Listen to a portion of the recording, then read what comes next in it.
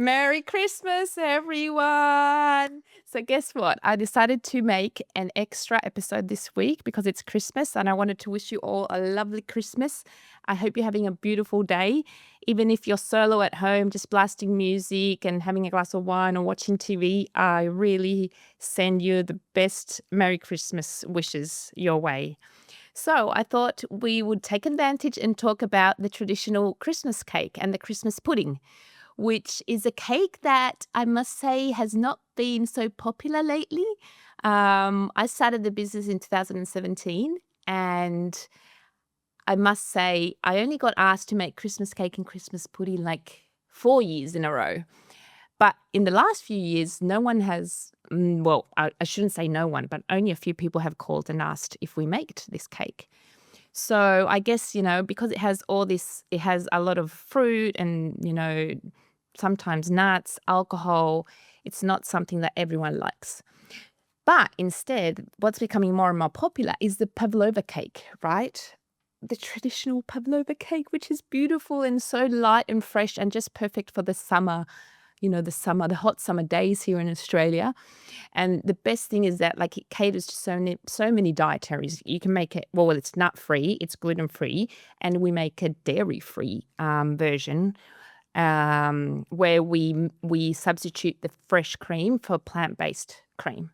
And then you can put all these fruits, whatever you like, and it's just delicious, right?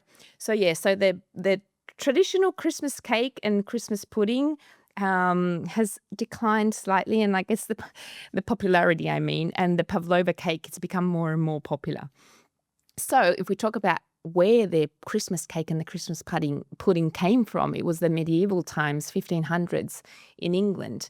And it actually was it came from the plum pottage, right? Which was a dish that they used to make with meat, breadcrumbs, and dried fruit. And they boiled that for hours. And it was their nourishing meal to get through those cold winter days.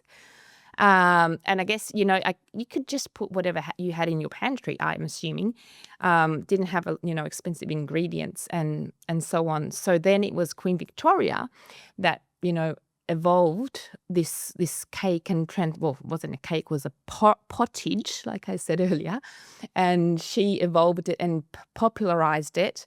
And it became this beautiful, setting at a table like here. It's not it's a beautiful cake at a table, which had a lot of meaning, and there was no more meat. It was just about spices and fruit and alcohol.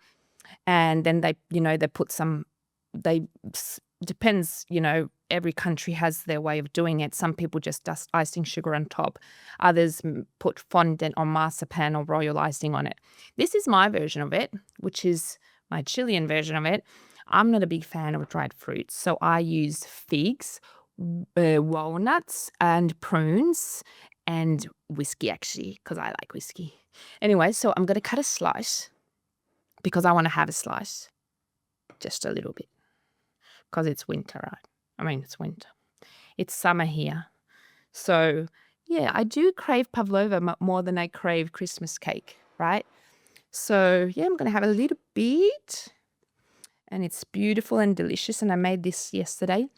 So nice. Okay. So I was talking, about how Queen Victoria made this Christmas cake popular.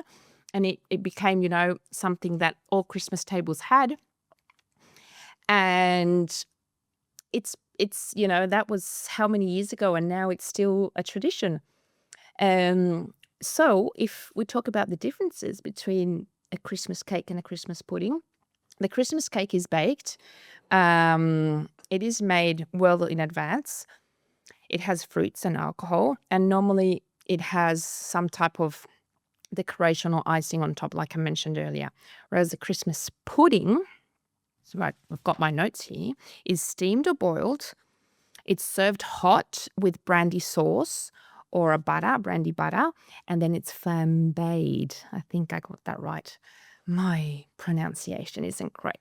But anyway, you know what that means, right? With the alcohol, and you light fire to it, and then it becomes like a extra special celebration.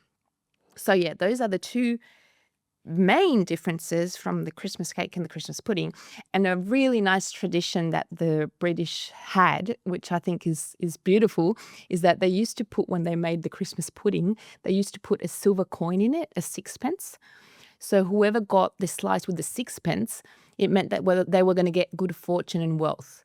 And I thought that's amazing. It's a beautiful tradition. I don't know if any of you have done that in your family or still do that. I'd be interesting to know who of you still do that, because I don't know anyone that does it.